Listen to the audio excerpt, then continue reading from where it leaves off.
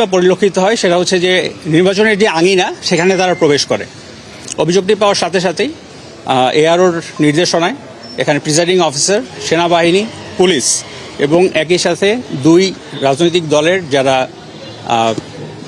প্রতিনিধি রয়েছে, একই সাথে এখানকার যে আনসার আছে, সবাই মিলে এটাকে সমাধান করা হয়।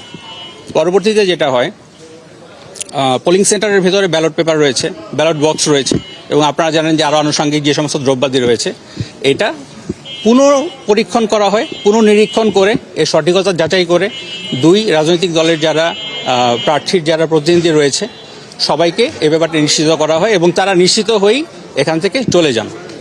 তো কালকের জন্য আমরা যেটা বলবো যে এই কালকের যে ভোট বা নির্বাচনী যে কালকে যেই ভোট গ্রহণ হচ্ছে সেখানে এখানকার যারা ভোটাররা রয়েছেন এই কেন্দ্রের, তারা নিশ্চিন্তে এবং নির্বিঘ্নে এখানে ভোট দিতে পারবেন বলে আমি মনে করি। ধন্যবাদ সবাইকে।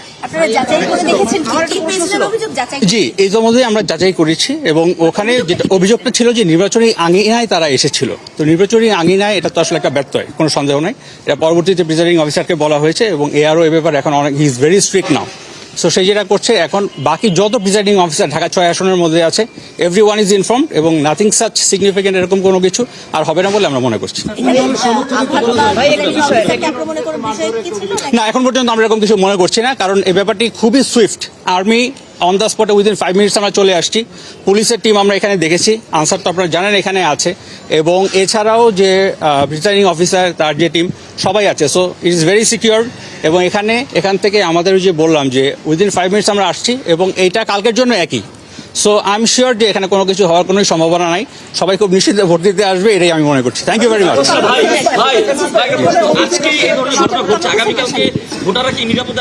অবশ্যই, আমি তো সেটা অলরেডি আমার বলেছি দু একবার। হ্যাঁ, যে যারা যে প্রিজাইডিং অফিসার আছে সেও স্বীকার করছে যে ওখানে মারধরের সেও স্বীকার হয়েছে এবং ওখানে যারা দুই পক্ষের মধ্যে একটা মারধরের একটা ঘটনা ঘটছে। এই বিষয়ে আপনার বক্তব্য?